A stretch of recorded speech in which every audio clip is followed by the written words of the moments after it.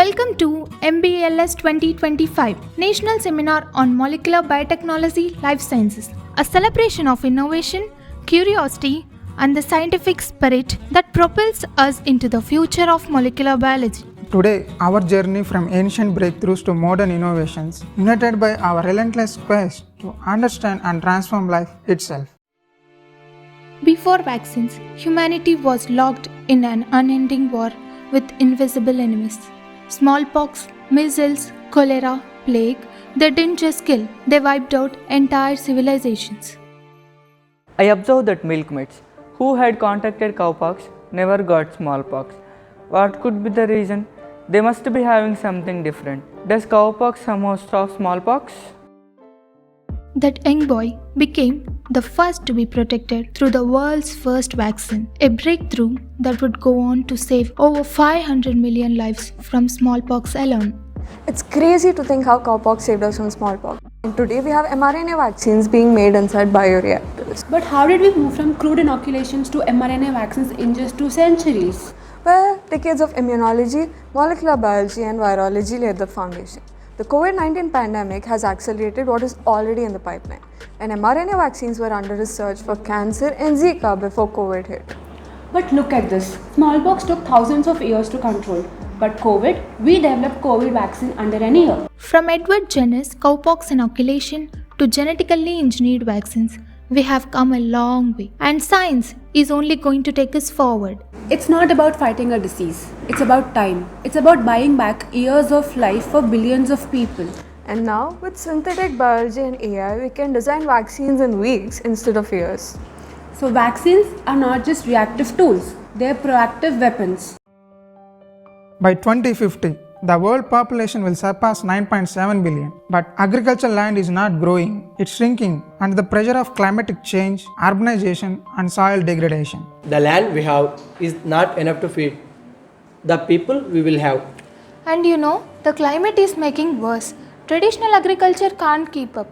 We need new ways to grow food in smarter, smaller, and faster ways. One such breakthrough, micropropagation, a biotechnology technique that uses tissue culture to rapidly produce genetically identical, high-yield, disease-free plants. One single explant can produce thousands of plants, even when you don't have fields.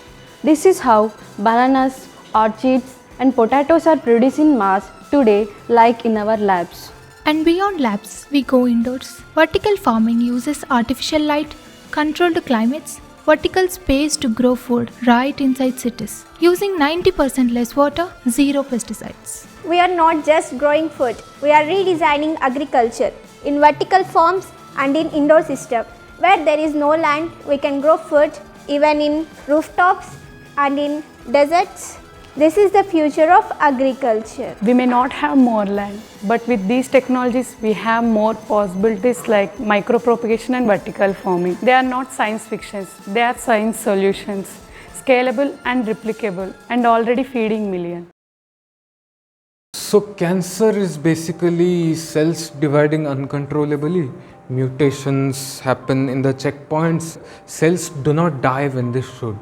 And the scary part, it's not one disease. There are over 100 types, each with its own mutation and its own behavior. That's why it's so hard to treat. And the traditional treatments include slash, burn, radiation, chemotherapy. They do work, but at what cost? Patients lose their hair, immune function, and even fertility. It's like carpet bombing. That's why we are moving away from indiscriminate warfare towards precision. We are reprogramming the body itself to kill cancer. Immunotherapy is leading the way. T cells to recognize and kill cancer cells.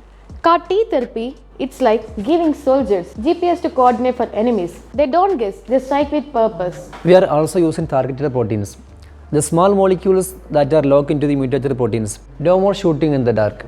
And then there is a gene editing.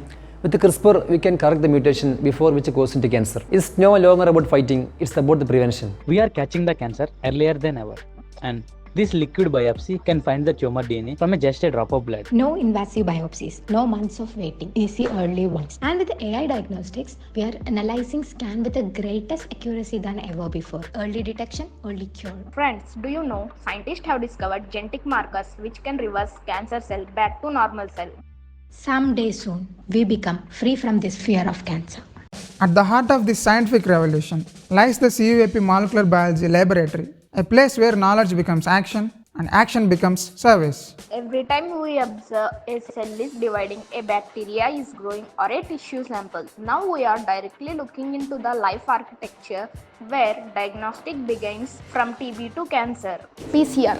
It is used to amplify the DNA. It can diagnose genetic disorders to viruses. It can amplify a trace of DNA into detectable levels. This is how we detected COVID-19. Remember, this machine is frontline defense in the world of outbreak. When proteins bind to a drug or when a plant extract shows antioxidant activity. How do we know? This mission tells us it gives color to the invisible. No contamination, no compromise. This should maintain sterile airflows for working with cells, bacteria, or even genetic transformation experiments. Growing bacteria, extracting DNA, isolating plasmids. These machines are the heartbeat of molecular workflows. When we centrifuge, we separate worlds, DNA from proteins, cell debris from impurities. Without sterile conditions, Nobel-worthy science also fails. These are the unsung heroes of reproducibility. Every microliter matters. Every milligram matters. Science is not just a theory, it's precision engineering. This lab isn't just for learning, it's for contributing, where we can work on antibiotic resistant, take plant extract for anti-cancer potential, and explore the enzymes which degrades the plastic. When our community need more awareness, we bring science outside. In schools, villages, and in online platforms. We explain what genes are, what diseases are, and what hope looks like. Each instrument in this lab is a tool for truth, a step toward healing, a symbol of service. This molecular biology lab is a launchpad for solving real problems and serving people with science. And we welcome you again to this enchanting journey of solving real life problems and understanding life itself.